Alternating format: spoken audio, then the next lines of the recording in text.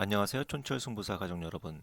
촌철승부사입니다. 지금 2월 17일 오전 7시입니다. 최근에 TQQQ가 아주 역동적으로 움직이기 때문에 TQQQ 시황 점검은 매주 수요일 장 끝나고 목요일 아침에 그리고 금요일 장 끝나고 주말 중에 이렇게 두 번 할까 합니다. 말씀드린 것처럼 TQQQ는 가격을 자주 체크할 필요가 없는 장기 투자 상품이어서 이미 보유하고 존버 들어가신 분들은 보실 필요 없고요.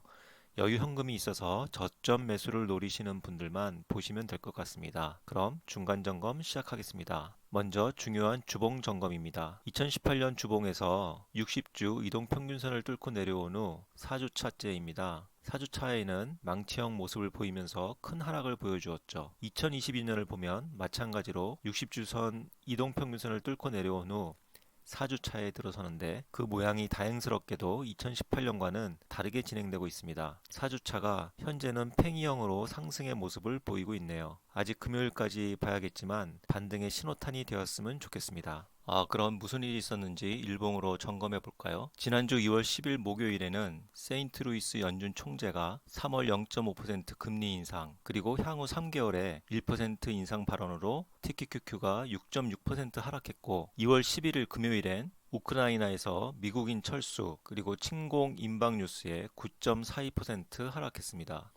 이번 주 월요일엔 우습게도 연준 관련 인사들이 완화된 발언들을 했습니다. 지난주 목요일 급락의 빌미를 제공했던 세인트루이스 연준의 제임스 블라드 총재는 CNBC 방송과의 인터뷰에서 자신은 한 명의 정책위원일 뿐이라며 얼마나 정책 지원을 줄일지에 대한 결정을 주도하는 것은 제롬 파월 연준 의장이다 라고 발뺌을 했습니다. 또한 샌프란시스코 연준 총재는 너무 갑자기 공격적으로 금리를 인상하면 연준 목표와 정반대의 결과를 초래할 수 있다고 밝혔습니다. 리치몬드 연준 총재도 금리를 안정적으로 올리는 것을 선호한다고 밝혔고, 캔자스 연준의 총재는 3월 큰 폭의 금리 인상에 대해 아직 결정하지 않았다며 비상회의 소집 가능성에 대해서도 일축을 했습니다. 미국에 연준이 12개 지점이 있습니다. 따라서 각 지점의 총재들마다 의견이 다를 수 있기 때문에 누가 한마디 하면 오르고 또 누가 한마디 하면 내리고 하는 게 좀 시장이 과잉 반응하는 것 아닌가 하는 생각이 듭니다. 어쨌든 이렇게 연준 총재들이 완화적 발언을 쏟아냈음에도 불구하고 지난주 세인트루이스 연준 총재 발언으로 떨어진 6.6%에 비하면 거의 상승이 없었다고 봐야겠죠. 화요일엔 러시아가 우크라이나에서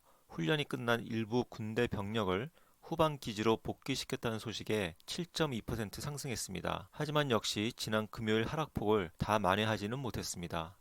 어제 수요일엔 1월 미 연방공개시장위원회 즉 FOMC 의사록이 공개됐는데 연준의 강한 긴축 의지는 재확인했지만 3월 0.5% 인상에 대한 구체적인 얘기나 대차 대조표 축소 방안 일정에 대해서 새로운 것은 없었습니다. 우크라이나 사태도 나토 사무총장이 러시아가 우크라이나 주변에 병력을 더 보내고 있다고 밝혔다는 기사가 있었지만 시장에 영향을 주지는 않았습니다. 저는 당일날 매수 타이밍을 볼 때 분봉 차트를 자주 활용하는데 어제 분봉 차트를 보면은 장 초반에 떨어진 상태로 출발했다가 오후 2시 FOMC의 의사록이 공개되면서 오히려 반등한 이후 전날과 거의 비슷한 수준으로 종가를 형성한 것을 알 수가 있습니다.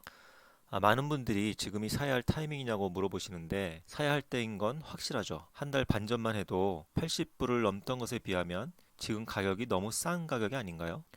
그리고 금리 인상, 대차 대조표 축소 같은 연준의 조치는 경제와 주식시장을 망치면서까지 하지는 않을 것 같다는 게 제 생각입니다. 그렇게 되면 바이든 정부에게 큰 부담일 테니까요. 우크라이나 사태가 사실 더 불안한데 이로 인해 더 떨어질 경우를 대비해서 더 싸게 사려고 지금 인내심을 가지고 지켜보는 거죠.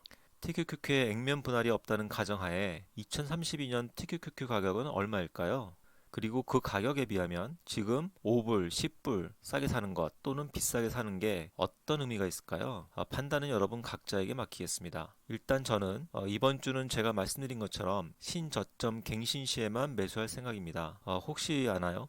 오늘하고 내일 또 갑자기 폭락할지 이번 주 금요일까지의 추세를 보고 주말에 다음 주 대응 방안 말씀드리겠습니다. 다음 주는 이런 상승 상태가 계속된다면 매수 전략을 조금 바꿔야 될지도 모르겠습니다. 네, 저의 시황 업데이트를 계속 보고 싶으신 분은 좋아요, 구독, 알림 꼭 눌러주시면 감사하겠습니다.